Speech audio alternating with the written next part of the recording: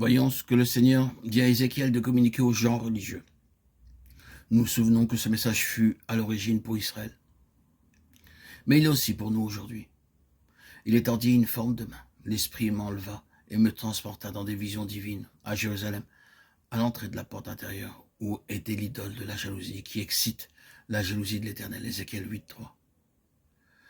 Dans cette dispensation de la grâce de Dieu, ses enfants sont maintenant son temple. 2 Corinthiens 6:16.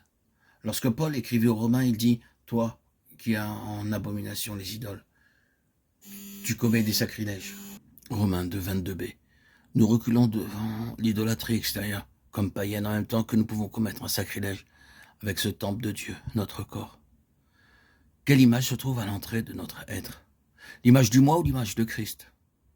Les autres voient-ils cette grande et grosse image du moi qui excite la jalousie de Dieu? Dieu est un Dieu jaloux et l'esprit qui demeure en nous languit après nous avec jalousie. Nous désirons pour lui seul. Y a-t-il une grande et grosse image de nous-mêmes se tenant à l'entrée que tout le monde peut voir? Une idole qui prend la place de Dieu et qui bloque la porte de sorte que Dieu ne peut pas se révéler à travers nous. Et il me dit, « Fils de l'homme, vois-tu ce qu'ils font? Les grandes abominations que commet ici la maison d'Israël pour que je m'éloigne de mon sanctuaire. » Le Seigneur appelle l'idole à l'entrée une abomination. Mais tu verras encore d'autres grandes abominations. Alors il me conduisit à l'entrée du parvis. Je regardai, voici qu'il y avait un trou dans le mur. Et il me dit, « Fils de l'homme, perce la muraille. » Je perçai la muraille, et voici, il y avait une porte. Et il me dit, « Entre et vois les méchantes abominations qu'ils commettent ici. » J'entrai, je regardai, voici, il y avait toutes sortes de figures, de reptiles et de bêtes abominables. Et toutes les idoles de la maison d'Israël peintes sur la muraille tout autour. Ézéchiel 8, versets 6 et 10. Comment cela peut-il nous être appliqué? Toutes sortes de figures de reptiles.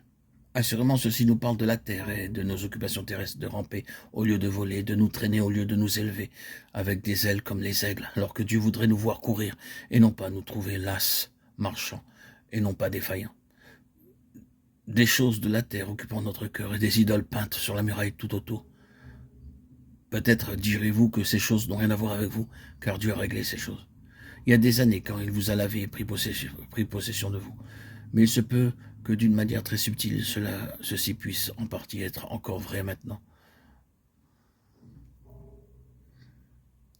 Poursuivons notre lecture. Et il me dit, « Fils de l'homme, vois-tu ce que font dans les ténèbres les anciens de la maison d'Israël, chacun dans sa chambre pleine de figures. » La chambre pleine de figures.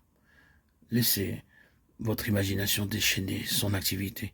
C'est une des choses les plus difficiles que le Seigneur doit traiter. Il peut y avoir complaisance envers soi-même et beaucoup de mauvaises choses qui surgissent d'une imagination malsaine.